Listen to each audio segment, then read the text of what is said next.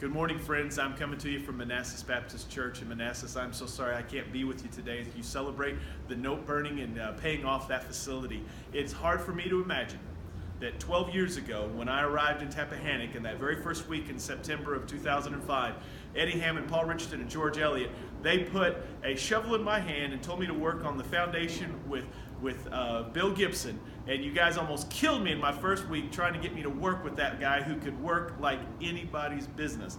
And we went from that first week of building that facility, Mary Tolliver coming out providing lunch for everybody, and just seeing the excitement of that community as that building started being birthed from the ground up. Great days of celebration and great days of work as we spent time developing that facility.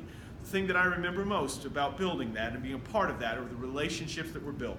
The hours I spent out there with George Butler, the hours that I was out there with Eddie and Paul. Usually I wasn't working, I was providing some instruction and that good kind of stuff. But just being with the folks as that building was built, watching guys like Mr. Hammond paint 3 coats of paint all over that building, watching Larry Payseur screech, get out there and spend time working on that facility. Do you remember when Vince Ball carried the bell to the top of the bell tower? How he did that, I still don't know.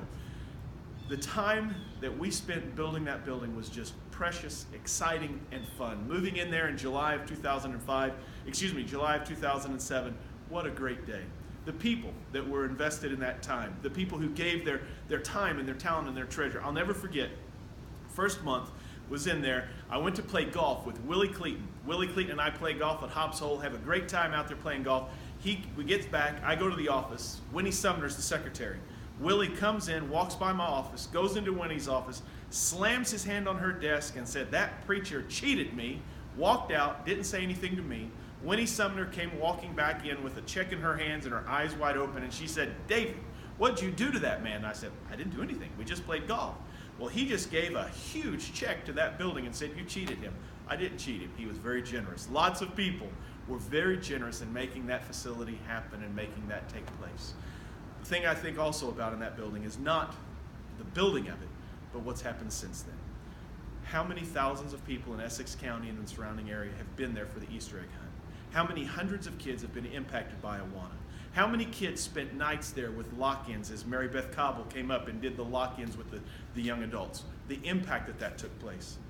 How long did that tractor sit outside on our front lawn as we waited to ship it to Ghana and have the impact in Africa? And just think, we've been a part, Beale Memorial was a part of starting a program that has blessed 100,000 people in Ghana with mosquito nets. There's been a 40% decline in malaria in that region because of that church, because of your church, because of what you did and what you believed in.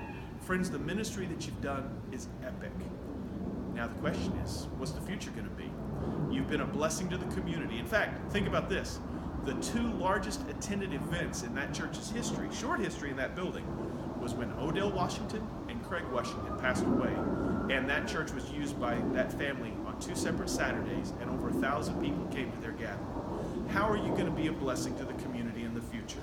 Who's going to be coming through the doors next? You can't worship that building. You've got to focus on the future of what that building can do for the kingdom of heaven in Tappahannock and that region. Guys, I'm sorry I'm not with you today. I miss you. I love you.